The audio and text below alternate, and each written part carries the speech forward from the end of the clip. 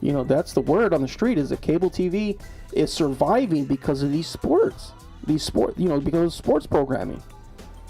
As the sports programming navigates to streaming, it's going to be evident what kind of impact that the streaming stuff is having, right? Because they've already, like Netflix, Hulu, Amazon, HBO, there's about 5 or 6 other ones. You know, Mixed Martial Arts has that DAZN and ESPN Plus. You know, there's a lot of programming that is leaving traditional cable, and it seemed like MMA was the first ones to really embrace the streaming stuff. And boxing is getting on board with it because the zone and UFC's talking about doing boxing. It seems like they're jumping ship too. You know, HBO ending their relationship with boxing after 45 years is obviously a huge setback for traditional cable TV. You know, they're probably going to do the pay-per-views, but even that's going to go away. You know, reportedly the Canelo fight, you pay your $10 a month and you can see that giant pay-per-view. They gave him $385 million, over 11 fights. That's great, dude. That shows you that these investors don't know what they're doing. It's going to take more than Canelo to get people to jump on board with that DAZN platform. Because Canelo could just, if Canelo loses a couple fights in a row, that $385 million investment, you're not going to get your return on investment. I guarantee you that. He loses a couple fights, he tests dirty again, forget about it. You could forget about recouping that, $250 million that you gave to this guy. You got to assume that his camp is not going to pull no shenanigans if he loses again. He did well. And it's funny because, think about this, dude. Right? Realistically, if he lost that fight to Triple G, was Triple G going to get that? Was Triple G going to get that $385 million 11 fight contract? No, the answer is no. Triple G's too old. Triple G's 36 years old. So the question was, would Canelo have still got that contract if he would have lost? I don't know. I think he would have still got that contract because he's a draw, because people still want to see him fight even though he lost, as evident by the Conor McGregor thing. He lost, but everybody wants to see him fight again.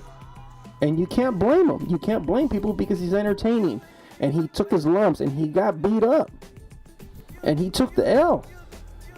But I like how he recovers in the media where he tells people, I took my lumps, it was a good fight.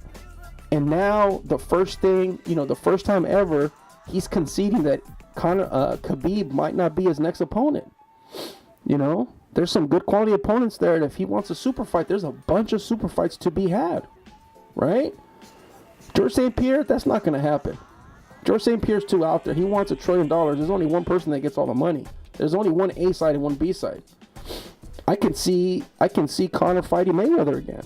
Yeah, that seems more realistic than George St. Pierre coming out of the woodworks and, escaping from his gymnastics gym and going to go fight again.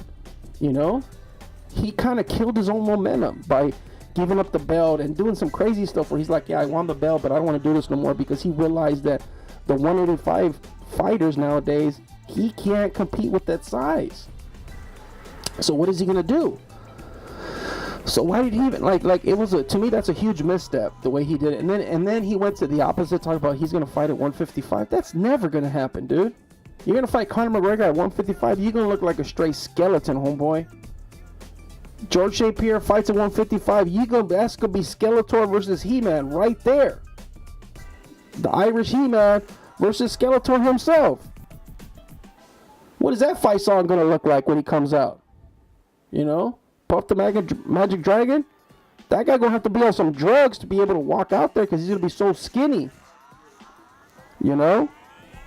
So anyways, that being said, UFC is very interesting. A lot of people are still pulling out of fights, these UFC things. People get, it almost seems like these guys are upset because they're not making the kind of money that Conor made. But you're not as interested. You don't have a following, Go get you a whiskey. Go get you a shoe brand. Go get you a shoe deal. Go do something, dude.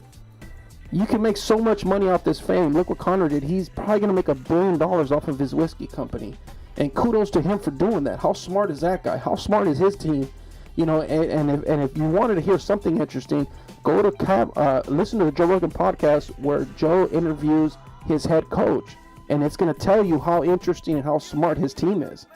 Because if that guy, the way he talks, forget it, dude. He knows what he's talking about. You just listen to him talk, strategy, and you read in between the lines. That's why he's got a good team. I bet you everybody else is on board the same way. So that being said, you know, these UFC fighters, you know, they have a huge opportunity to kind of grow their fame. But if you're not taking advantage of it, then you're just going to be a fighter. You're just going to fizzle out. Eventually, everybody starts losing, okay? That's the boxing game. That's the fighting game. Nobody's going to end up on top. Mayweather is an anomaly. That doesn't always happen, dude.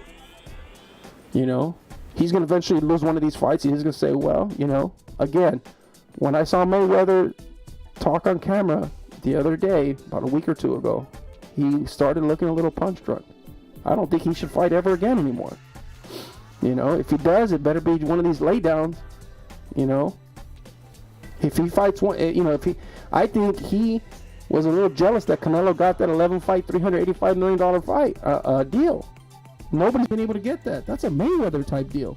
Because I think Mayweather did one of those for Showtime where it was like a five fight deal, averaging $25 million a fight. Right?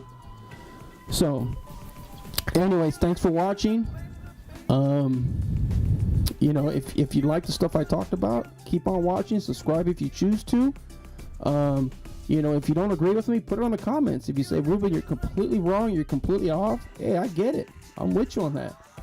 So to recap, the Lakers, the NBA, all the stories, minutes in practice. Let's talk about that, Colin Cowherd. Let's talk about that, Skip and Shannon. Nobody's bringing that up. How many minutes are you practicing a week? That's what I want to hear about. And then the state of college football. Alabama's number one. Nobody's even trying anymore. Everybody just gave up. Right? And then we talked about the state of the MMA. Right? So, anyways, thanks for watching. Talk to you guys later. Bye.